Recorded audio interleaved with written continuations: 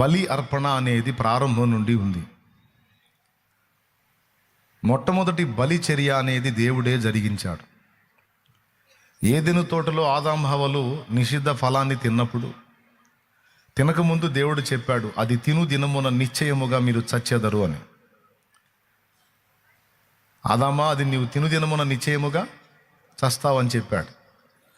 కానీ తిన్న దినమున ఆదాము చావలేదు. ఆ తర్వాత 100 సంవత్సరాల ఆదాము బ్రతికే ఉన్నాడు. మరి అప్పుడు దేవుడు పలికిన మాట ఏమైంది? దేవుడు పలికిన మాట అక్షరాల నెరవేరిద్ది కదా. నెరవేరకపోతే నెరవేరని మాట పలికిన వాడు దేవుడు ఎలా అవుతాడు అనేది ఒక ప్రశ్న ఉత్పన్నమైంది. కానీ మనం పరిశీలిస్తే నిజంగా ఆ పండు తిను దినమున నిశ్చయముగా మీరు చచ్చేదరన్న మాట అయితే నెరవేరలేదు. మరి ఏం జరిగింది? పండు తిన్నారు. సాయంత్రం వేళ దేవుడు వాళ్ళని దర్శించడానికి వచ్చాడు. అప్పటికే వాళ్ళకి సిగ్గు తెలిసింది. అంజూరపు ఆకుల్ని మరి కచ్చడాలుగా చేసుకొని వాళ్ళు తొడుక్కున్నారు, చుట్టుకున్నారు. అంజూరపు ఆకుల్ని వాళ్ళ సిగ్గు కప్పుకున్నారు ఆకులతో. సాయంత్రం వేళ దేవుని స్వరం వినబడింది. ఆదాము పోయి పొదల్లో దాక్కున్నాడు. దేవుడు వచ్చి, ఆదామా నీవెక్కడా అని పిలిచినప్పుడు, తోటలో నీ స్వరము వినినప్పుడు నేను భయపడి దాగుకుంటుని, నేను దిగంబరిగా ఉంటిని గనుక భయపడి దాక్కుంటుని అన్నాడు. నీవు దిగంబరివని నీకు తెలిపిన వాడెవడు? నేను తినవద్దని నీకు ఆజ్ఞాపించిన పండును తిన్నావా అన్నాడు. అవును, నువ్వు నాతో ఉండుటకి ఇచ్చిన ఈ స్త్రీ నాకు తీసుకొచ్చి ఇచ్చింది, నేను తిన్నాను, ఆమె కూడా తిన్నదని చెప్పాడు. అప్పుడు దేవుడు కోపగించుకోవటం, మరి తర్వాత స్త్రీని అడగటం, ఆమె కూడా సర్పం మీద చెప్పటం. ఇక సర్పం దగ్గర నుంచి శాపాలు మొదలుపెట్టాడు. అంతవరకే జరిగింది. తర్వాత ఏదెన్ తోటలో నుండి వాళ్ళని బయటికి వెళ్ళగొట్టినట్టుంది, కానీ ఏదెన్ తోటలోంచి వాళ్ళని బయటికి వెళ్ళగొట్టినట్టుంది, కానీ వాళ్ళిద్దరు అక్కడ చచ్చిపోయినట్లేదు. అంటే దేవుని మాట నెరవేరలేదా? అంటే నెరవేరింది. అది తిను దినమున నిశ్చయముగా మరణము కలుగును అన్నాడు, చచ్చిపోతారు అన్నాడు. అయితే వాళ్ళకు రావాల్సినటువంటి ఆ మరణాన్ని వాళ్ళ మీదికి రాకుండా ఒక పశువు మీదికి దాన్ని బదిలీ చేశాడు. అర్థమైందా? అంతకుముందు మరణం లేదు. వాళ్ళ ఆ నిషిద్ధ ఫలాన్ని తిన్న తర్వాత మరణం వచ్చింది. వాళ్ళ మీదికి రావాల్సిన మరణాన్ని ఒక పశువు మీదికి బదిలీ చేశాడు. అంటే వీరికి ప్రతిగా ఒక పశువు బలి అని ఒక పశువుని వధించి, దాని రక్తముతో వీరికి ప్రాయశ్చిత్తం చూపించి, దాని చర్మాన్నే వీళ్ళకి కచ్చడాలుగా చేసి, చర్మపు చొక్కాయిలుగా చేసి తొడిగించి అప్పుడు బయటికి పంపించాడు. ఇప్పుడు ఆ పశువు యొక్క వధ ద్వారా వీళ్ళకు కొన్ని కార్యాలు జరిగినాయి.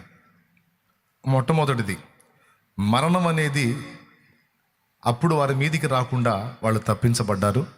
అది పశువు మీదికి బదిలీ చేయబడింది. వారు బ్రతికి జీవించి ఉండటానికి అది కారణమైంది. ఆ బలి వీళ్ళ జీవానికి కారణం. 1. 2, ఆ బలి పశువు రక్తాన్ని బట్టి దేవునితో వారికి, వారితో దేవునికి అనుబంధం అనేది కంటిన్యూ అయింది. ఆ ప్రదేశం నుంచి అయితే వారు వెలివేయబడ్డారు, కానీ పూర్తిగా దేవుని సముఖం నుండి, దేవుని సహవాసం నుండి అయితే వెలివేయబడలేదు.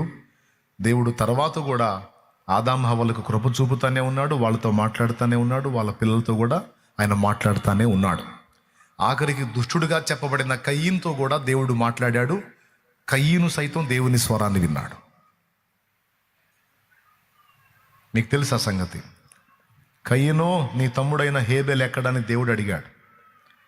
కయ్యీను, నీ ముఖం చిన్నబుచ్చుకున్నావేమి? సత్క్రియ చేసిన ఎడల నీ తలనెత్తుకొనవా? సత్క్రియ చేయని ఎడల వాకిట పాపం పొంచి ఉండును అని ఈ మాటలన్నీ డైరెక్ట్గా కయ్యీను అనేటువంటి వ్యక్తితో దేవుడే మాట్లాడాడు. అంటే ఆదాము పాపం చేసినప్పుడు దానికి ప్రాయశ్చిత్తం జరిగించి దేవుడు తన అనుబంధాన్ని ఆదాము హవ్వలతో కంటిన్యూ చేశాడు, కట్ చేయలా. 2, మొదటిది ఏం జరిగింది? మరణం తప్పించబడింది. 2, దేవునితో అనుబంధం కంటిన్యూ అయింది. 3వది, వారికి సిగ్గు తెలిసింది కదా. ఆ సిగ్గు కప్పటానికి ఆ పశువు యొక్క చర్మమే ఉపయోగపడింది. సో మరణం తప్పించబడటం నంబర్ 1. దేవునితో అనుబంధం కంటిన్యూ అవ్వటానికి ఆ రక్తమే ప్రాయశ్చిత్తం. 2, అలాగే వాళ్ళ సిగ్గు కప్పటానికి కూడా ఆ పశు చర్మమే ఉపయోగపడింది. దీన్ని ఆత్మీయంగా మనం తీసుకుంటే పశువు స్థానంలో యేసయ్య ఉన్నాడు. పాపులైన మనుషుల కొరకు ఆయన వధించబడ్డాడు. వధకు తీయబడిన గొర్రె పిల్లవలే ఆయన ఉన్నాడు. లోక పాపములను మోసుకొని పో దేవుని గొర్రె పిల్ల అని కూడా ఆయన పిలువబడ్డాడు. ఆ పశువు ఈ మనుషుల కొరకు ఎలాగైతే బలైందో అలాగున క్రీస్తు సర్వమానవాళి పాపముల కొరకు తన ప్రాణమును క్రయధనముగా చెల్లించాడు. ఇప్పుడు యేసు ప్రభు మనకి ఈ 3 చేశాడు. 1, శాశ్వత మరణాన్ని తప్పించాడు. ఇప్పుడు యేసు రక్తములో పాపాలు కడుక్కొని మారు మనసు పొంది బాప్తిస్మం పొంది పరిశుద్ధపరచబడిన వారికి 2వ మరణం లేదు. 2వ మరణం అంటే ఏంటో తెలుసా? ఆత్మ అగ్నిగుండానికి పంపబడుట, నరకమునకు పడద్రోయబడుట. అది 2వ మరణం. ఇది 2వ మరణం అని ప్రకటన గ్రంథం 21, 8, 9 వచనాలు మీరు చదివితే అక్కడ రాయబడి ఉంది. పిరికివారును అసహ్యులను అని మొదలు పెడతాడు. చదువు. అవిశ్వాసులను, అసహ్యులను, నరహంతకులను, వ్యభిచారులను, మాంత్రికులను, విగ్రహారాధికులను, అబద్ధీకులందరూ అగ్ని గంధకములతో మండు గుండములో పాలు పొందుదురు. ఇది 2వ మరణం. అది మొదటి మరణం ఉంది, అది శరీర మరణం. 2వ మరణం ఉంది, అది ఆత్మ నరకానికి పంపబడటం. క్రీస్తునందున్న వాళ్ళకి కూడా మొదటి మరణం సంభవించింది, కానీ 2వ మరణం మాత్రం క్రీస్తునందున్న వాళ్ళకు ఉండదు. కానీ క్రీస్తును విసర్జించిన వాళ్ళకి 2వ మరణం కూడా ఉంటుంది. అందుకే నేను ఎన్నోసార్లు చెప్పాను, ఒకే జన్మతో నువ్వు ఆగిపోతే 2 మరణాలు పొందాలి. 1 శరీర మరణం, 2 ఆత్మ నరకానికి పోయే ఆ 2వ మరణం. అట్లా కాకుండా ఈ భూమి మీద నువ్వు బతికున్నప్పుడే 2 జన్మల అనుభవంలోకి వచ్చావనుకో, 2 జన్మల అనుభవంలోకి వచ్చావనుకో, ఒక్క మరణంతోనే సరిపెట్టుకోవచ్చు. 2 జన్మల అనుభవం అంటే ఏంటి? 1 తల్లి గర్భం నుంచి జన్మించిన జన్మ, 2 యేసుక్రీస్తునందు విశ్వాసమును బట్టి నీటి మూలముగాను ఆత్మ మూలముగాను, అదే బాప్తిస్మం ద్వారా జన్మించిన జన్మ. 2 జన్మల అనుభవం పొందినోడు ఒక్క మరణమే పొందుతాడు. 1 జన్మతోనే ఆగిపోయి 2వ జన్మ అనుభవంలోనికి రానోడు, అంటే మారు మనసు పొంది బాప్తిస్మం పొందనోడు 2 మరణాలు పొందుతాడు. శారీరకంగా చనిపోతాడు, ఆత్మ కూడా అగ్నిగుండానికి వేయబడుతుంది. ఆ పరిస్థితి మనకు రాకుండా తప్పించడానికి, మన ఆత్మను విమోచించడానికే యేసు మన కోసం ప్రాణం పెట్టాడు. యేసు సిలువలో ప్రాణం పెట్టడం ద్వారా మనకు మరణం తప్పించబడింది. ఏ మరణం తప్పించబడింది?